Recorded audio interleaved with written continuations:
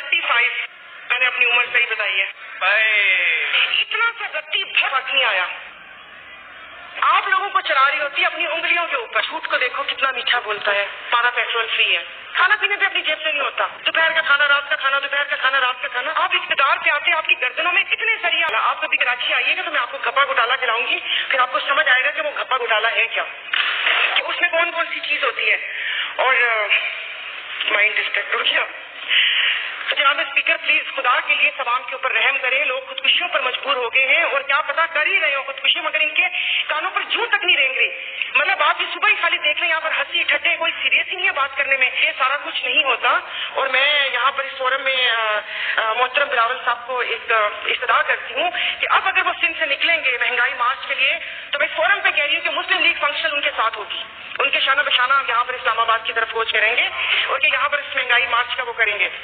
तो बाकी ये कि अब इनको बोल दें कि खुदारा अगर यहाँ पर इन्होंने बयान दिया 40% कट लगाने का, तो वो 40% कट आप जरा देख लीजिएगा। और जनाब स्पीकर एक आखिरी बात, अभी यहाँ पर एक मेरे मेंबर ने बहुत तफसील से उन्होंने बड़े बड़े मद्दे के अशारिये बताए और बहुत सारी उन्होंने बात की। वो जिस इलाके से ताल्लुक रखते हैं, मेरा इलाका भी वही है। और मैं 85-86 ऐसे तब से इनकी पूरी फैमिली की कंपेन चलती होती। वो मेरा स्कूल इनका पोलिंग स्टेशन बनता होता था। तो आप खुद सोचें कि नाउ आई एम 45, ये मैं बात आपको 7-8 साल उसकी मैं बता रही हूँ, मैंने अपनी उम्र सही बताई है, तो बहुत बता रही हूँ। इतना सा रत्ती भर उस इलाके में फर्क नहीं आया। बचपन में जिस गली के ऊपर ये ईंटें रख के हम फलांगते गुजरते थे कि गंदा पानी था, आज भी वो गली वैसी की वैसी है। ये इक़्तिदार में तो ये थे। फिर दूसरी आपको एक और बात बताती हूँ, तो वो हम लोग मतलब देखते थे अल्हम्दुलिल्लाह इनके पास तो इतना है कि इनकी ज़कात से उस इलाके का भला हो सकता था। लेकिन हम लोग गुजरते थे तो हम लोग सिर्फ इनके फादर का वो क्या कहते हैं C1 30 11 देखते होते थे कि जिसमें वो वहां पर अपनी प्राइवेट रनवे के ऊपर लैंड करते होते थे। और एक स्कूल और कॉलेज के लिए हम लोग तरसते थे। मेरे इलाके में कोई साइंस कॉलेज नहीं था, तो अगर वो कॉलेज होता तो डॉक्टर नहीं, आज मैं भी क्या कहते हैं CSF करके आप लोगों को चला रही होती अपनी उंगलियों के ऊपर। लेकिन अल्हम्दुलिल्लाह मैं अगर वहां पर किसी ऐसे कॉलेज में पढ़ रही थी और इनका बच्चा एचिसन और ऑक्सफोर्ड में था, तो अल्हम्दुलिल्लाह आज इस छत के नीचे मैं, और अल्हम्दुलिल्लाह अल्लाह पाक ने इतनी हिम्मत दी है कि आवाम की बात मैं कर सकूं। और छोटे इलाके तो किसी कतार में नहीं आते, जैसे मजारी साहब का इलाका रुझान वो ना पंजाब कबूल करता ना वो करता है। इसी तरह मैं इलाके की बात कर रही हूँ, सादिकाबाद की बात कर रही हूँ, जिला रहीम खान की, कि जो वो गढ़ रहा है नून लीग का, वहां पर एक वो जो बचपन से चीजें देखते आ रहे हैं वो वही है। वहां के लोगों को कोई पुरसाने हाल नहीं है। तो प्लीज मैंने शुरू में यही कहा था कि ना तकरीर का फन आता है ना शायद मेरी अल्फाज इतने मौसर हैं।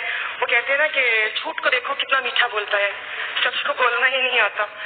तो मेरे जो भी अल्फाज होते हैं वो मेरे अपने दिल की आवाज होती है। पॉइंट्स लिखे हैं लेकिन इसको भी नहीं पढ़ सकी मैं, क्योंकि लिखा पढ़ा हुआ मुझे अनाउंसमेंट लगती है कि वो जज्बात से आ रही एक अनाउंसमेंट होती है। तो प्लीज इस ऐवान को बेतौकीर ना होने दे, थोड़ी सी इज्जत हमारी रहने दे कि आवाम में जाने के काबिल रह सके, उनको पता चले कि उनकी आवाज हम लोग हैं इन हुक्मरानों तक जिनके कानों में जूं तक नहीं रेंगती। लेकिन फर्क नहीं पड़ेगा क्योंकि हमारा पेट्रोल फ्री है।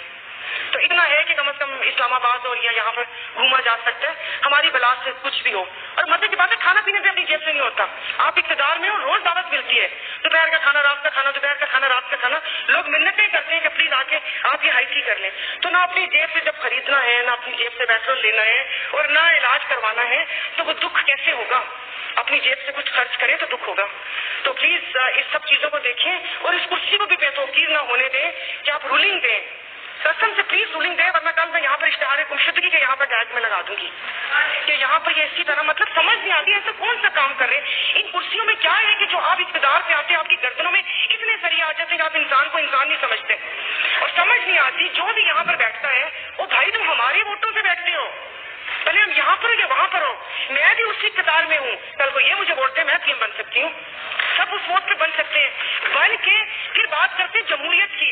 जमहूरियत पर रोना रोते हैं, कौन सी जमहूरियत? इन पार्टी से पूछ ले, कभी इनसे पूछा है कि इस बंदे को वजीर बनाए कि ना बनाए?